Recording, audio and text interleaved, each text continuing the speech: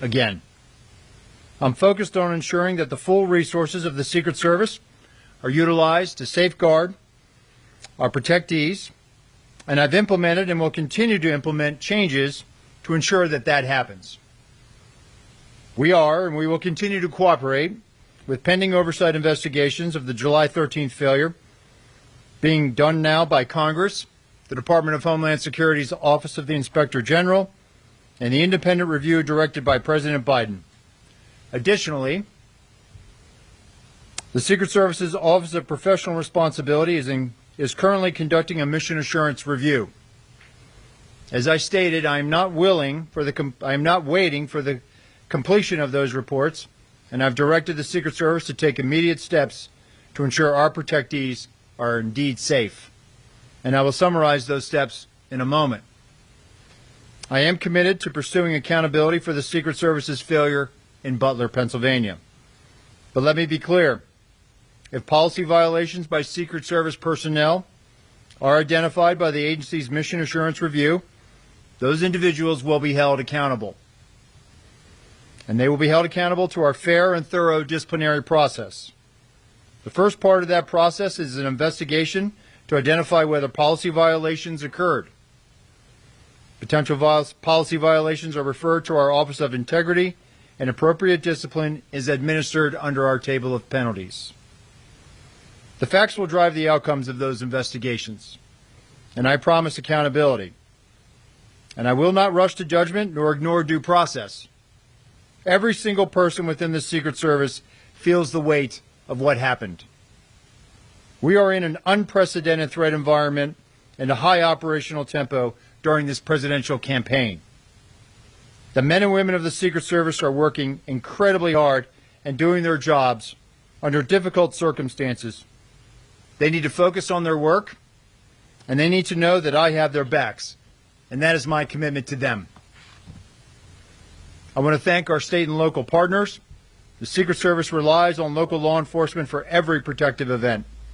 Those valiant men and women work tirelessly protecting their communities. They know the people, places, and terrain that we operate in. We owe them our thanks, and simply put, we cannot do our jobs without them.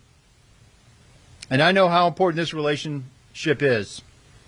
I spent 4 years in local law enforcement before joining the Secret Service. I know the long hours these men and women put in and the professionalism they bring to this partnership. And in that capacity, I was always proud to support the Secret Service's protective mission when called upon as a municipal police officer. In no way should any state or local agency supporting us in Butler on July 13th be held responsible for a Secret Service failure. Typically, the Secret Service refrains from commenting on ongoing investigations, but we know these are extraordinary circumstances. So please understand that the information provided today is based on what I know now to a degree of certainty. We will learn more as interviews are completed and further evidence is gathered and analyzed, and I will share more information as it becomes available. But I can say without a doubt that heroism was present that day. Secret Service agents rushed to the stage to shield the former president with their bodies within 3 seconds of bullets ringing out in an unflinching act of bravery. The Secret Service counter-sniper who neutralized the threat with a single shot undoubtedly saved countless lives. We're in a high operational tempo, and I need and I want our Secret Service workforce, the dedicated men and women of the Secret Service. I want to know and I want to make sure that they are uplifted so they can focus on carrying out the mission. They are worthy of trust and confidence, and they deserve your support. And let me take a moment to speak to the American people that are counting on us to do our job, to protect their ability to cast a vote for the candidate of their choice. The Secret Service's successes are largely unknown. You will only know of our failures, and those have been documented, and all of them are undeniably dark days in our nation's history. But let me tell you about the dedicated patriots of the Secret Service. These public servants are the quiet professionals working in the background, day in and day out. They are standing the watch, providing a blanket of protection to the people that work in the White House, to the thousands of people who attend political rallies and nominating conventions, to the thousands of American citizens who line Pennsylvania Avenue every 4 years on Inauguration Day to see the new president and the new vice president. And they are out there right now doing this mission. They are focused, and they live their professional lives committed to the values of this agency: justice, duty, loyalty, courage, and honesty.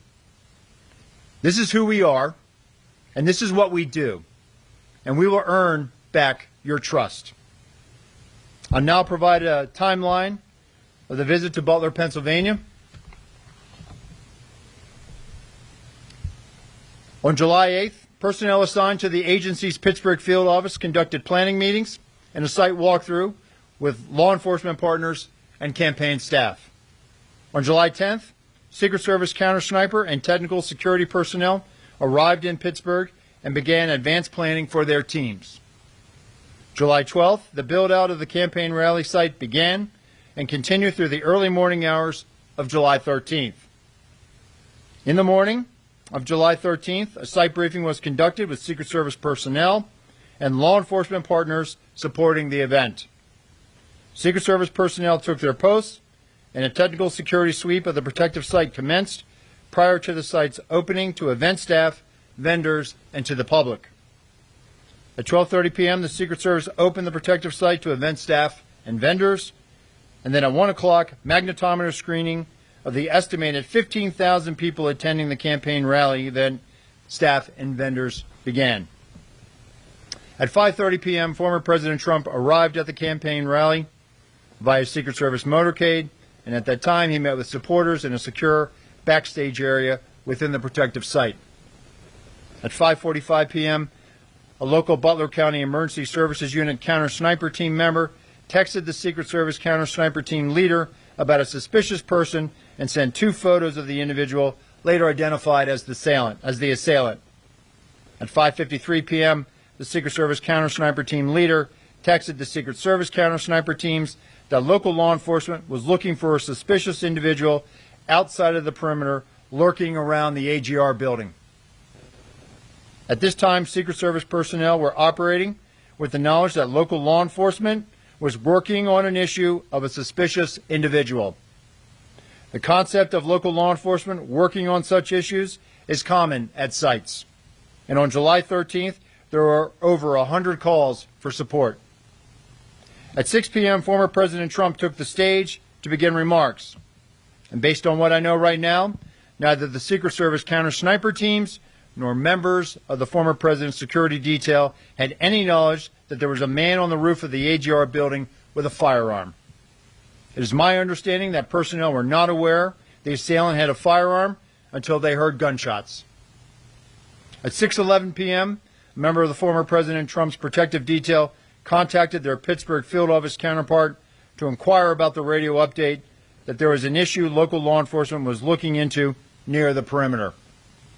At 6:11 p.m., the assailant's first volley of 3 shots was fired, and within 3 seconds, the former president's detail rushed the stage and covered former President Trump, shielding him with their own bodies.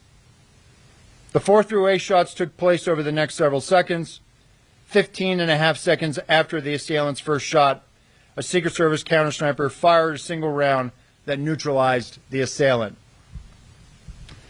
That concludes a quick, brief summary of the timeline.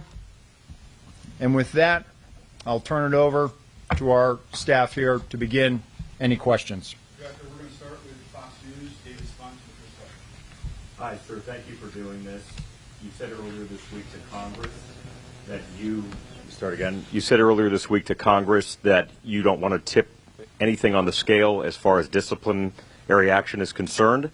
I need to ask you, since you testified, has anyone been suspended with or without pay? Has anyone been fired? And will you tell us as people are disciplined along the way, or is this something we're going to need to just constantly be asking? Or will you update and tell us 5 people have been fired, 6 people, 7 people? What can you tell us? Sure. Thank you for that question, David. So, as I said in my opening statement, there are going to be there's the mission assurance review. If that mission assurance review is looking into if there were policy violations, at that point now, if in fact there were policy violations, at that point now it'll go into a parallel path of a disciplinary type of investigation. Those are internal investigations that deal with employee matters, so we're not going to be able to provide real-time updates or continuously to provide you updates on that. But what I will tell you is that these are very thorough investigations, and if in fact there were policy violations and they are substantiated, those employees will be held accountable. I think if I just may, sir, people want accountability. You may not be able to tell us names or positions or something, but will you be able to say that people have been disciplined? People want to hear that there's some accountability here. I will be able to, at least at a high level, provide at least some type of statement that people are being accountable, being held accountable. If I may, and I appreciate this, Fox Digital obtained some new video of somebody on the roof, which we believe is the assailant that was running back and forth while President Trump was speaking. What do you make when you see of that? How does that go with this timeline?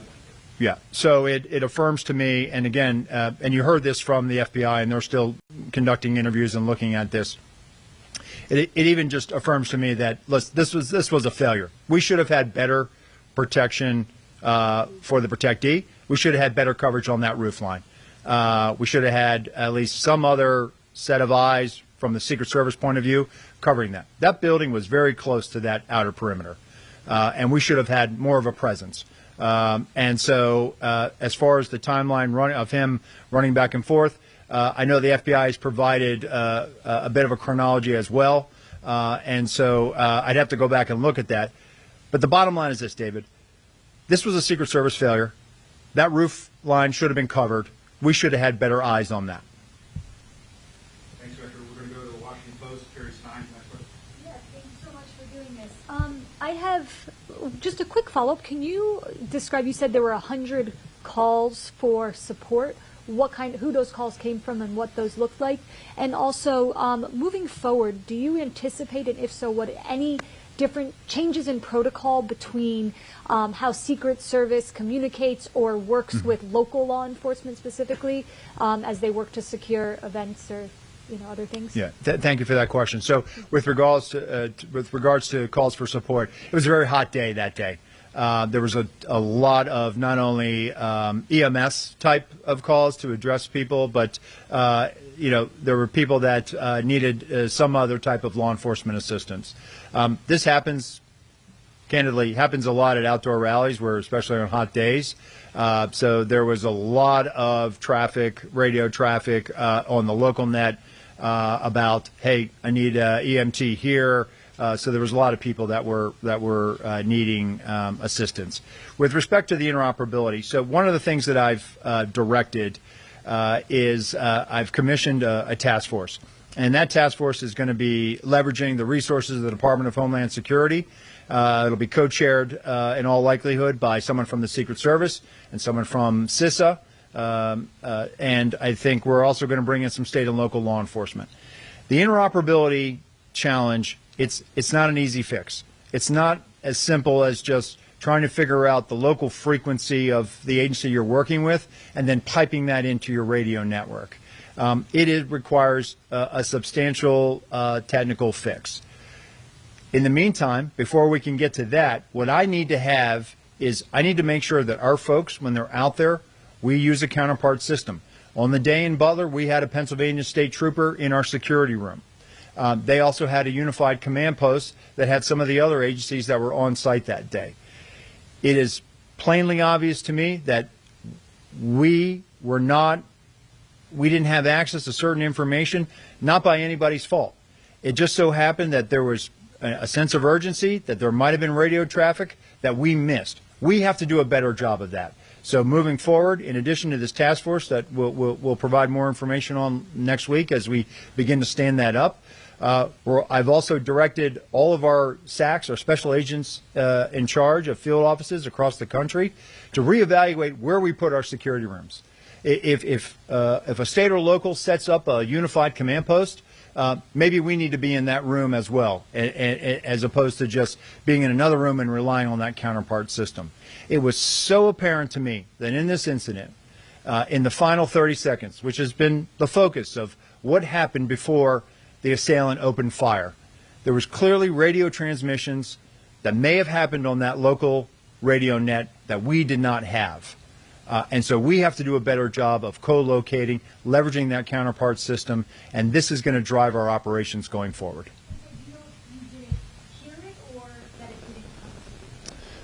We did not. It did not make it over to us, or whether we did not hear it, it just did not make it over to us. It did not make it to us. And I go back to my opening statement where the members of the detail, they did not, all they knew that the issue, that the locals were working an issue at the president's 3 o'clock, which would have been off to his right, which is where the shot came from. Next, we're going to go to Rebecca Santana with the Associated Press. Just to follow quickly on that question of the 100, to clarify on the 100 calls that you got roughly that day, I understand a lot of them were heat related. How many specifically were suspicious people? Was this the only call, the eventual shooter that was a suspicious character? And then also can you clarify, did you guys have a drone on site? Did you try to use it? And if not, why did you not use the locals' offer of a drone? Sure. So as I understand it now, based on the information I have, there were other calls of suspicious individuals. And your other question was about drones? About the drone. Drones. You had a drone on site, there was a Secret Service drone, and what was the reason you couldn't Sure. use it? And then also there was this offer from the locals of somebody had a drone. Right. Why was that? So we did not have a drone on site. We did not put a drone up. Based on the information I have right now, I am aware that there was a request from a local agency to offer to fly a drone on that day. And that is also part of the mission assurance review that I've asked to get some better insight in. One of the other changes that I implemented when I became the acting director is we are now going to leverage the use of unmanned aerial systems at sites now. So we are putting those assets out, and we should have had better line of sight on some of those high ground concerns. We thought we might have had it covered with the human eye, but clearly we are going to change our approach now, and we are going to leverage technology and put those unmanned aerial systems up. We're going to go to Nicole Skanga with CBS News. Thank you so much for doing this. You mentioned that there were text messages from Butler ESU to U.S. Secret Service counter snipers. I'm curious if that is routine. There were 2 communication channels at the Butler rally, and you referenced earlier this week it appears that information was stuck or siloed at the state and local channel. What was the plan to relay information from locals to the Secret Service initially? What is the protocol? And I just have one follow-up. Sure. So, Nicole, we use that counterpart system, right? And so the teams, especially on the tactical side, when it comes to the tactical, our counter-assault team, they actually had an embed with them from the local TAC team. And they had that radio net as well with Pennsylvania State Police. With respect to the counter snipers, they were using cellular or telephone text communications. At this point, moving forward, what I have directed now is that everybody should be using the radio net. And if we don't have the ability to pipe in or leverage that counterpart system, that's one of the things that we're looking at now. We should be able to have direct comms with the people that are supporting us, and that's moving forward. That's what I have directed. So just to clarify, U.S. Secret Service counter snipers did not have radio communications. Not with the local CS folks that were providing a support. They were basically had an area of responsibility independent from where our counter snipers were securing. And just a last thing, did the U.S. Secret Service counter sniper teams that arrived on site on July 10th ever relay line of sight concerns? What came of that? And can you confirm that this was the first 2024 campaign event that counter sniper teams were assigned to the former president? Sure. As part of their advance, they identified those line of sight, those high ground concerns, and there's a division of labor. With respect to the whether or not this was the first time, it was. It was the first time Secret Service counter snipers were deployed to support the former president's detail. Go to Eileen Sullivan with the New York Times. Hi, thank Thanks so much for doing this. I have a question about the review that you did, the picture that you showed in the Senate the other day of the vantage point that the local snipers had. How do you know that that's the window that they were actually posted at? Because they're saying that they're on a completely other side of the building. And related to that, has the Secret Service actually interviewed the snipers that were in the AGR building? So thank you for that. So once the FBI had released the Butler Farm Show site, we were able to take custody of it, and we sent the full resources of our Office of Investigations, which included the Forensic Services Division. We did a full site reconstruction, and this is part of our ongoing mission assurance review. And as part of that, that also included the plotting and also trying to identify where not only our personnel were, but also where state and local law enforcement were. And then the second part of your question was? Well, so, I mean, how did you identify where they were? Mm-hmm. And have you interviewed the local snipers? So the mission assurance, we're starting with our federal personnel and working out. We will get, if they're willing to be interviewed, we will ask for the local law enforcement on site to be interviewed that day. How we went back and reconstructed that was based on what we had based on the ops plan, and then also based on what our own folks, as they understood it on the day of. Well, but I mean, you talked a lot about how you may not have been as specific as you need to be. So how do you know that they were in that window, that if they looked left, they could have seen something? Because Yeah. they're saying there's no way. They couldn't see any of the roofs from where they were posted at the other side. So I think what we'll do is we'll let the mission assurance play that out, and we'll look forward to interviewing them and definitely getting their side of the story. But what I also want to reiterate is this was a Secret Service failure, and so they should not be blamed. We're not trying to shift blame to anybody, and that's the important takeaway, that we need our state and local partners out there doing this with us every day. Thanks, Director. We're going to go to Peter Thomas at ABC. Director, thank you for taking the time. Just a couple questions, if you could walk us through some things to help us better understand. Have you gotten to the bottom of why there was no one stationed on the roof from a law enforcement perspective, and why there was no one there to secure the building to make sure no one could get up there? Have you gotten any clarity on why those two lapses in security were in place? And I have a couple quick follow-ups. Sure. It's something that, again, having been there the day after I was named the acting director, I wanted to put eyes on and go up there and see it. Yes, sir. And looking at that site, it really, seeing how close that site was to the stage, seeing where it was, it definitely raised a lot of questions in my mind that there should have been physical presence, if not on the roof, that there should have been better security to prevent anyone from getting up on that roof. So moving forward, I've directed our Office of Protective Operations and our Special Operations Division now that when we are up operational and we have counter snipers out there, that we're working with locals, and that they in fact will also be out present. At the very least, the presence of a law enforcement officer can deter a lot of bad activity. Having been a local police officer, I will never know how many crimes I prevented just by being there, just by walking the street and being out there. And so moving forward, one of the things that we want to do is we want to deter people from even thinking about trying to do something like this again. And the only way we can do that is leveraging not only the resources that we have, but the resources of our state and locals, and putting them out there in an overt presence. Two very quick follow-ups. You talked at length at the hearing the other day about the system that did not operate that could detect drones. Mm-hmm. Can you describe a little bit of how that works? Does that go in the sky itself to detect the drones? And then finally, the interoperability issue. I'm clear in terms of that Secret Service radios were not communicating with the locals. Mm-hmm. But you had people in the command post, right, who in theory could hear and know some basics of what was going on. Is that am I understanding that correctly? So with respect to the counter UAS, Pierre, I don't want to get into too much sensitive information, but what I can tell you is it allows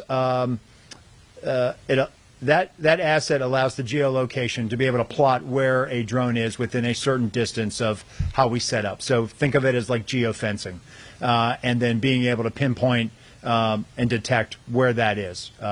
With respect to the agency that was, we had Pennsylvania State Police, but it appears that there was really a big sense of urgency going on, and the state and locals were doing everything they possibly could to try to find the assailant. He had already come to their attention. They were actively trying to find him, and I believe everyone was doing their level best to try to locate him. But there could have been other agencies that were putting out radio transmissions, and this is something that we'll work with the FBI to get further on. But those radio transmissions might have just been back to the unified command post and maybe not have made it over the Pennsylvania State Police here.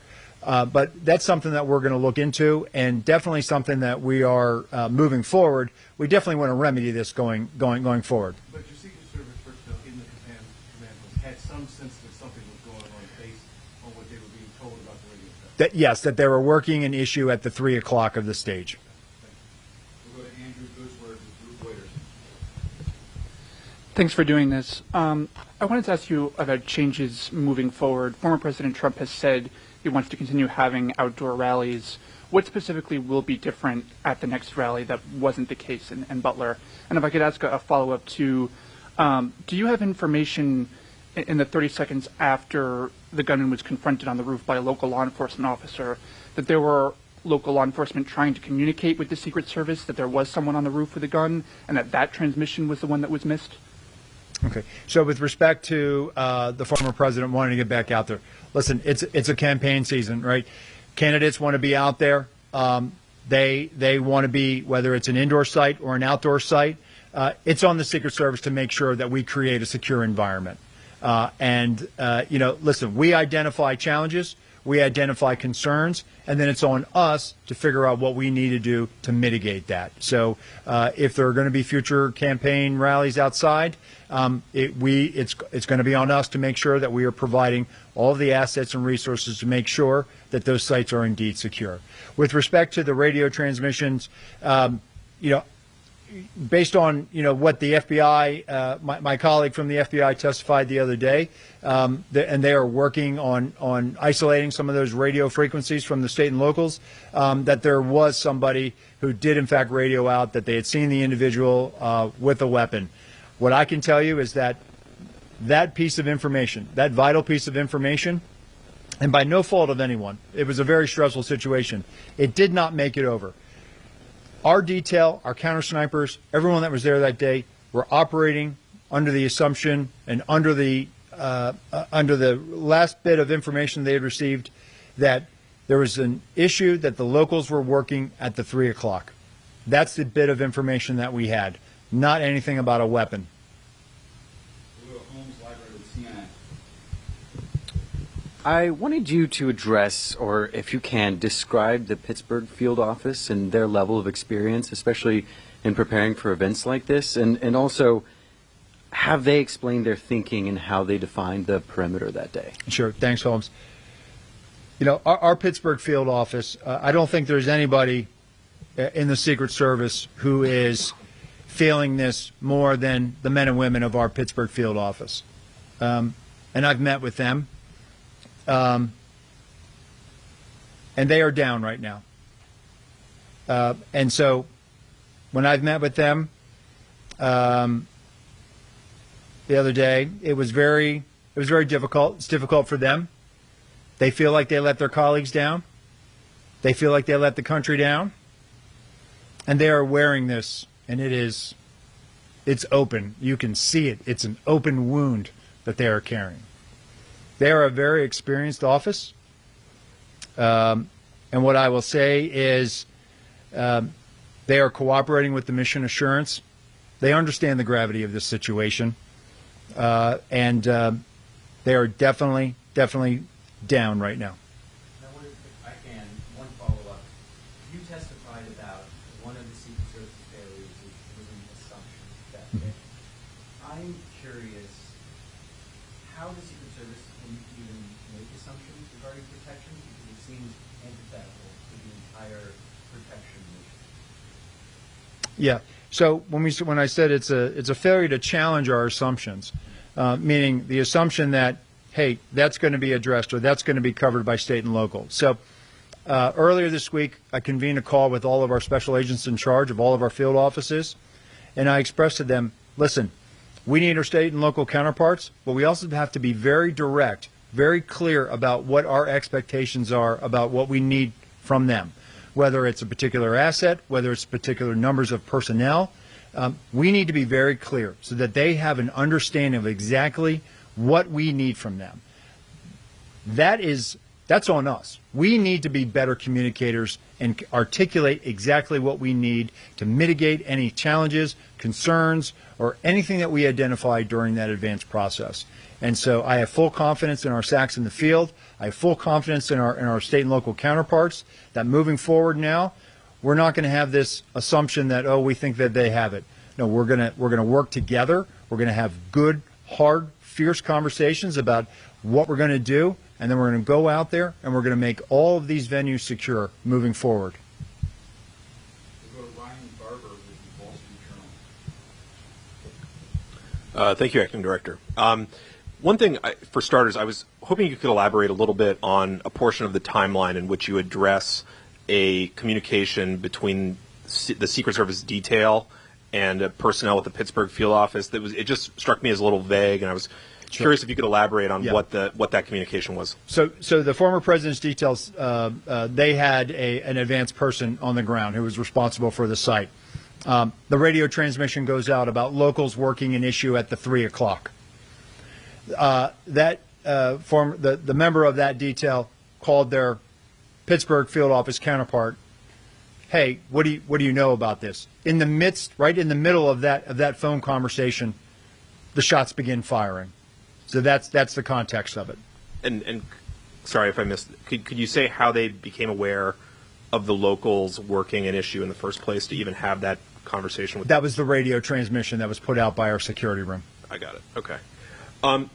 Just to follow up, I'm curious about you mentioned that this was the first event where Secret Service counter snipers had been assigned as part of the security for former President Trump. To what extent do you think that factored into what were ultimately shown to be the failures? Just that this was a first time, at least in a while, in his capacity as a former president, that they were there on the site. So the novelty of it. Sorry. Sure.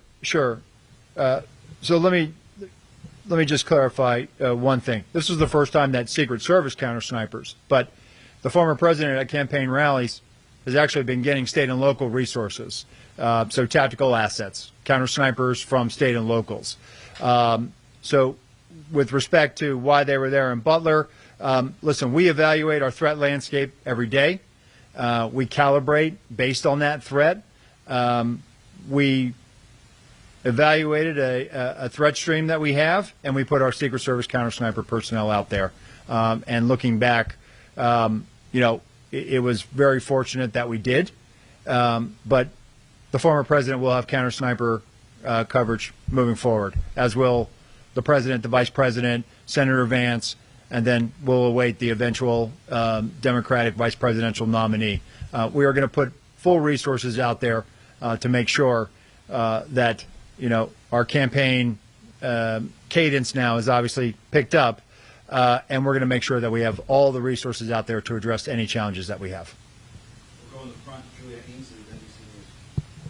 Thank you. As you're doing this review, are you looking at the days leading up to this event and the instructions that you gave to state and local and federal partners? I know in the past there used to be a PowerPoint presentation that was given before events like this, where people who were part of each unit in the Secret Service would stand up, go through the mission, who was assigned to them, what they'd be doing. I understand that did not happen in this case and hasn't been happening for some time prior. Is that something you think was missing here? Is that something you might review and bring back? And do you also think the Secret Service is too reliant on state, local, and federal partners? I mean, you have almost 2,000 HSI agents helping in events coming this fall. That's a third of their workforce, and it takes a lot from state and locals as well. So first, would you bring back the PowerPoint?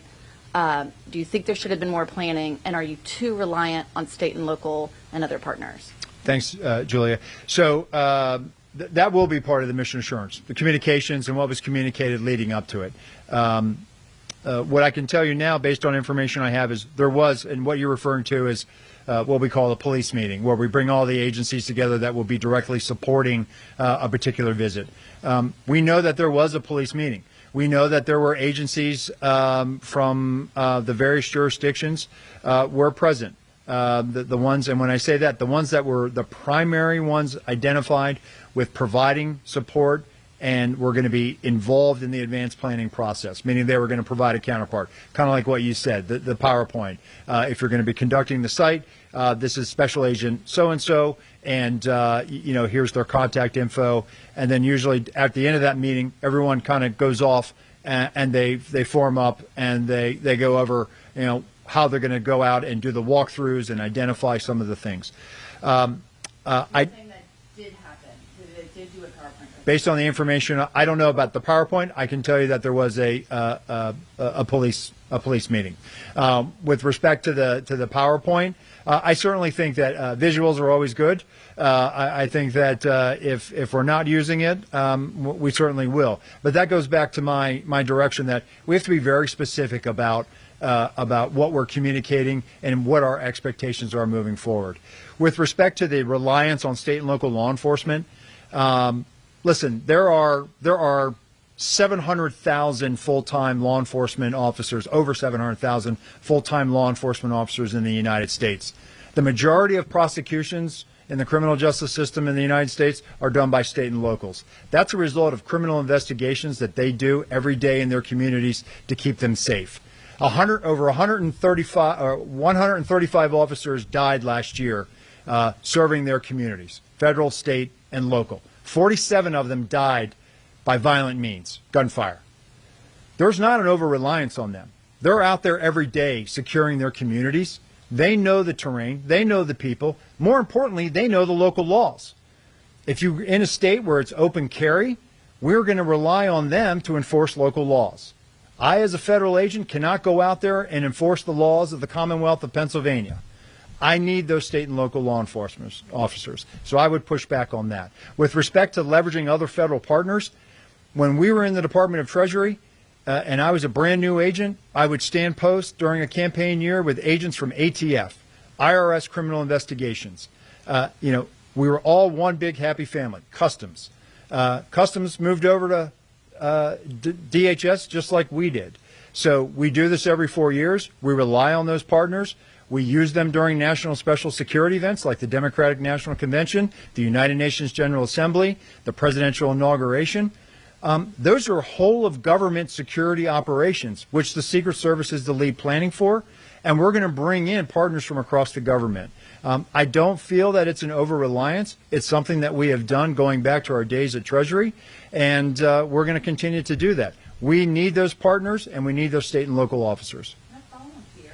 Sure. There's just something I didn't understand. When you're talking about that time period where locals understand that this person is a threat, but it's before Secret Service finds out, understand communication issues, were they not standing right next to them, or were they in two separate command centers? So we had our security room, and then they had a unified command post, and we had Pennsylvania State Police officer representative in our security room.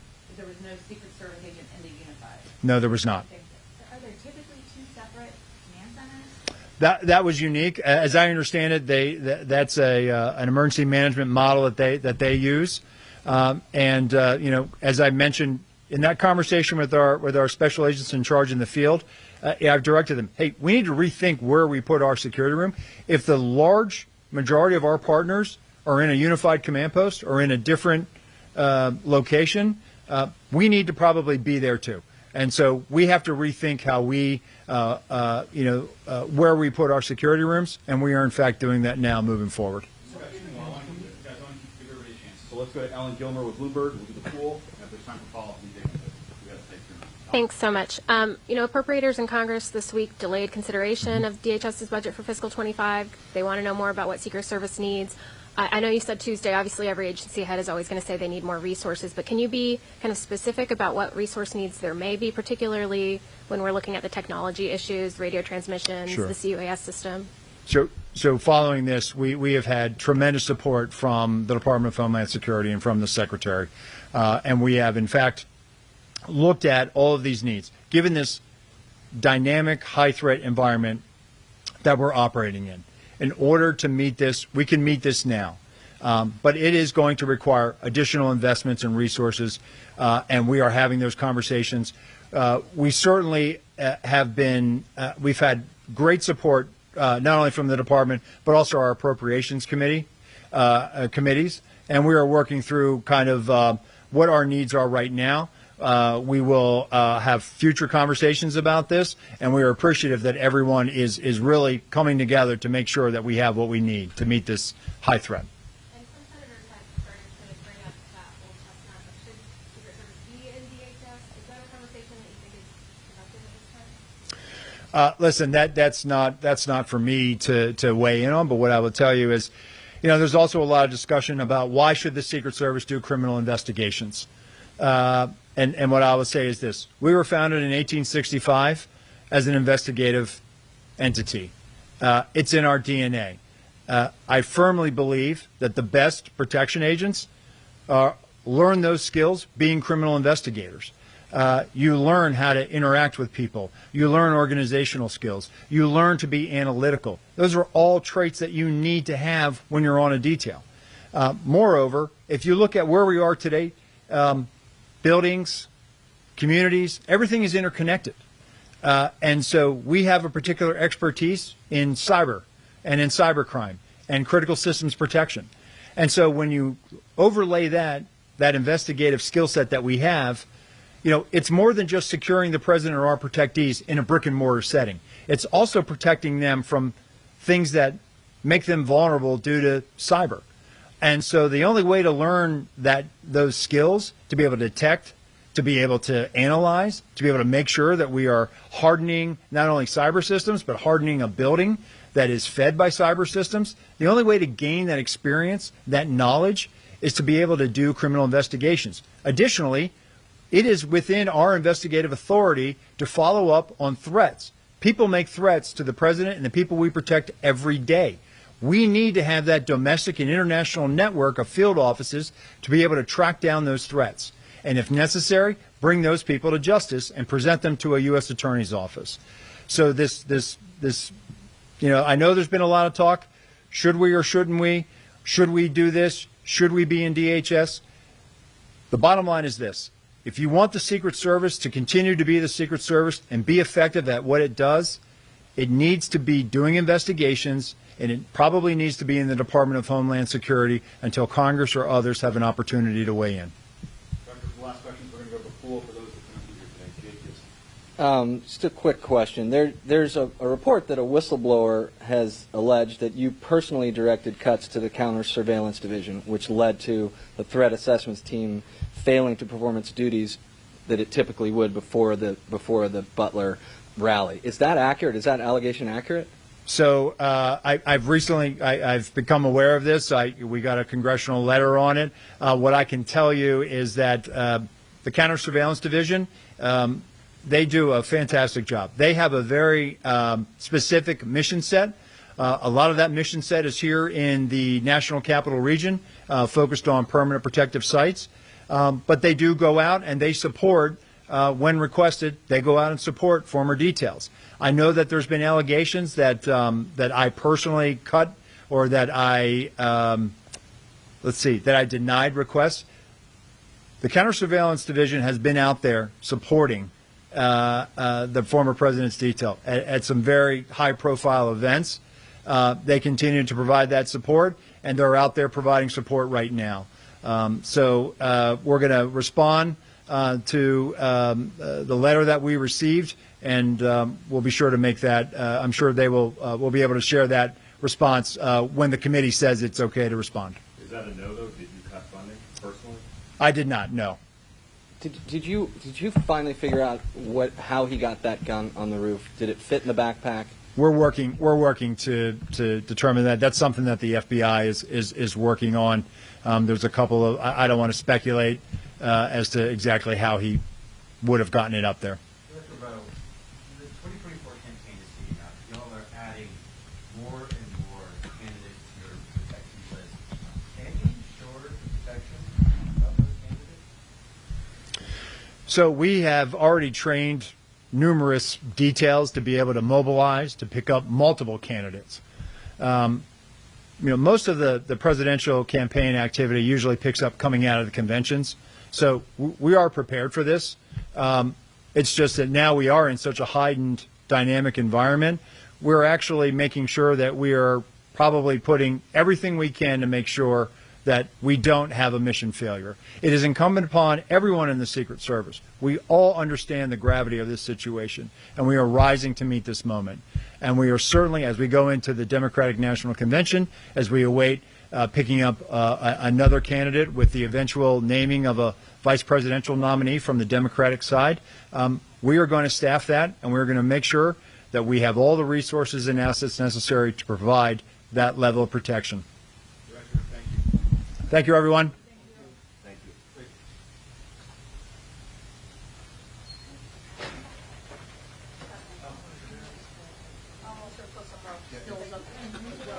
How did I hear that?